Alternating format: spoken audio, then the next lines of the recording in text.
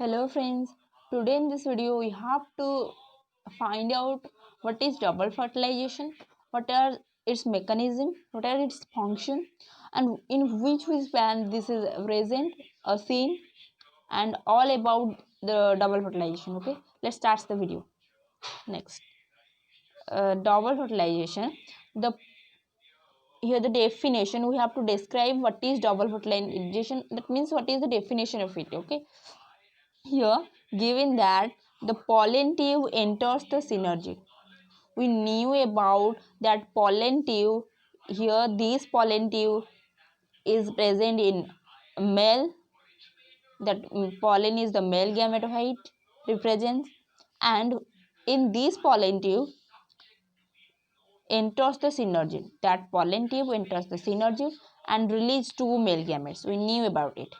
Okay, here given that the pollen tube, if this is a pollen tube that enters into the synergid and release two male gamete which are present in the pollen tube, okay, into the cytoplasm of the synergid, into the cytoplasm of the synergid.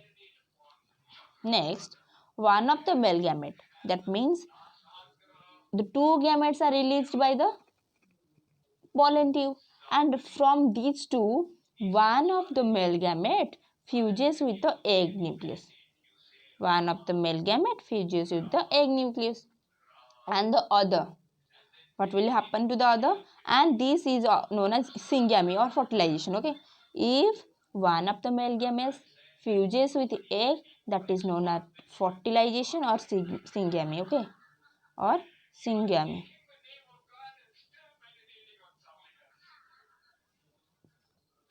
And syngamy results in the formation of zygote or diploid. We know about it in fertilization chapter. If a male gamete fuses with a female gamete, that is egg, that form zygote, which is diploid in nature, and that process is known as fertilization or syngamy. Okay. Then the next point, the other male gamete, as egg, pollen tube release two male gametes.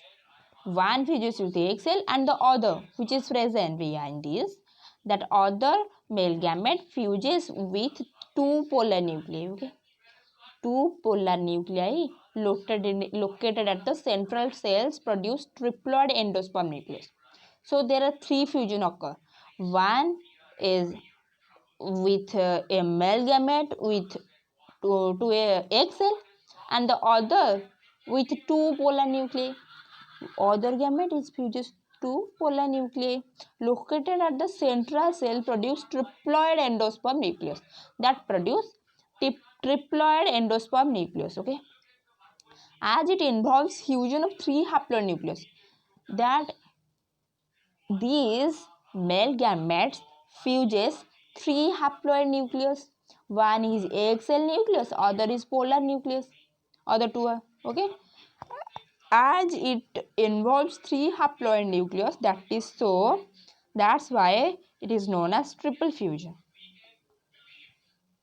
There is a question, you thinking that we studied regarding to the double fertilization, but it is the triple fusion. Okay, we will coming to it. Okay, this three haplonucleus fuses with two male gametes due to three haplonucleus fusion, that is known as triple fusion.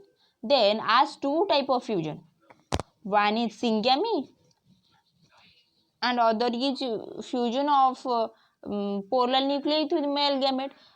That means two types of fusion are present, two types of fusion are occurred here.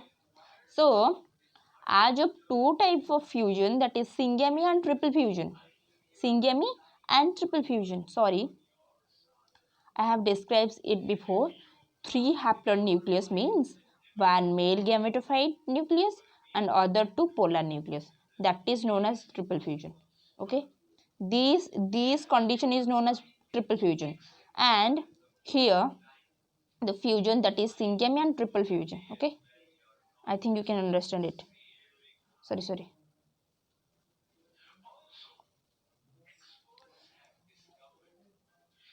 Here this one is syngamy and other is triple fusion. Two types of fusion. Okay. Takes place in embryo sac. It takes place in embryo sac. Takes place in embryo sac. This phenomenon is termed as double fertilization. All about this is double. What is double fertilization? As two types of fusion, that is syngamy and triple fusion. Syngamy and triple fusion are seen in this. So this is known as double fertilization. And the double fertilization is a unique character in flowering plants. It is only seen in flowering plants. Okay. Then next, the central cell after triple fusion. The central cells after triple fusion becomes the primary endosperm cell. After the triple fusion, that is fusion between male gamete and two polar nuclei, that is known as primary endosperm cell. PEC. Okay, primary endosperm cell. And development of endosperm while zygote develops into embryo occurs. This is the function. After the fourth fertilization, the first fertilization events, what are the post fertilization events after the double fertilization? We have to see in this term. Okay, after double fertilization, the events under endosperm and embryo development. What are the events? Endosperm and embryo development, maturation of ovule into seed and ovary into fruit are collectively called post-fertilization. There are two post-fertilization events. What are they? First, the endosperm and embryo should be developed. Okay, this is one function. And what is the other? That is maturation of ovule into seed and ovary. The ovule are matured to seed. The ovule are matured to seed, and the ovary will be matured to fruit. This is a short question for you. Okay, are collectively known as, these are the two functions of after post fertilization, that is known as post fertilization event. So how the development of endosperm occur? Let's see. After triple fusion, the central cell becomes primarily endosperm cell. Okay, this is very simple language, so you can easily understand it. After triple fusion, the central cell becomes primarily endosperm cell while endosperm is developing. It undergoes repeated nuclear division to form free nuclei. Okay, so it undergoes repeated nuclear division to form free nuclei. These cell undergoes repeated nuclear division to form free. This is the same point. Okay, this should be not mentioned. Okay, next. This stage is called free nuclear endosperm. So as free nuclei are formed, so this stage is called free nuclear endosperm. Okay, the water from tender coconut. The water from tender coconut. This is the example of a free polar nuclei. Free nuclei. Okay, that is the development of endosperm seen in water from tender coconut. Later cell will develops around free nuclei or cellular endosperm is formed. After the free nuclei develops, then the cellular endosperm are formed. The endosperm tissue provides nutrition to the developing embryo. After that, what will happen? The endosperm tissue provide nutrition to the developing embryo. Which provide nutrition to the developing embryo? That is endosperm tissue. Endosperm tissue. Okay. Endosperm may be completely assumed be developing embryo. So the main part is the endosperm, which may be completely consumed by a developing embryo. For example, pea, groundnut, beans, etc. However, it persists in mature seeds of carrot and coconut.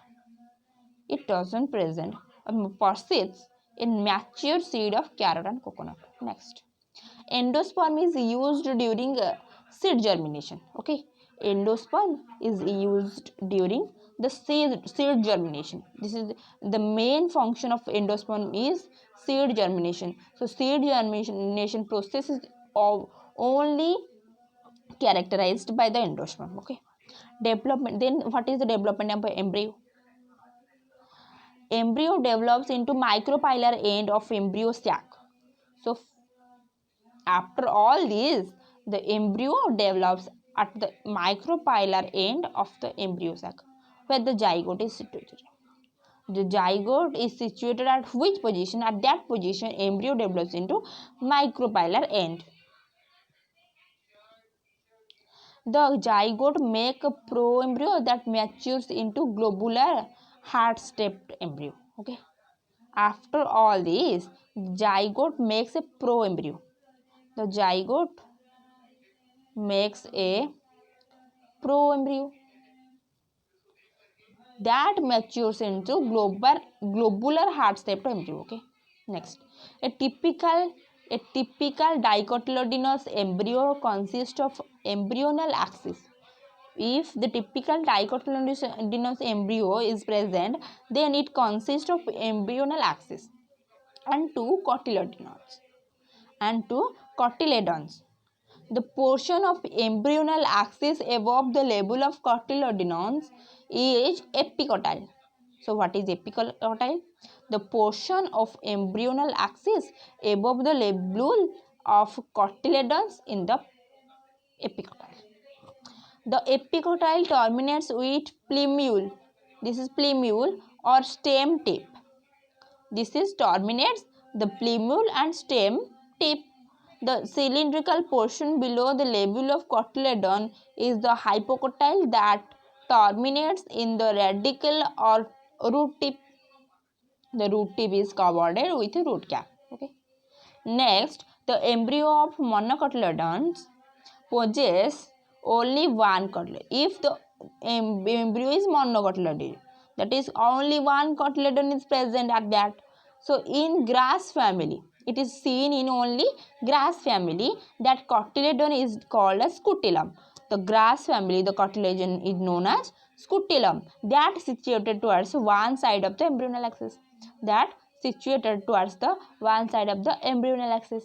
At the lower end, the embryonal axis has the radicle and root cap is enclosed by the sheath called coeloregia. Okay, coeloregia. The portion of embryonal, if you want to skip this, this is not very important, so you can skip this. Okay, the portion of embryonal axis above the level of attachment of scutellum is the epicotyle. So epicotyle has shoot apex and a few leaf primordial enclosed in the hollow follicular structure called coleoptile. Okay, this is all about your double fertilization. So first chapter is boring, so please read it or see it calmly, and after that all things will be interesting. The first chapter is some boring chapter. Okay, so you can understand my situation. Okay, thanks for watching.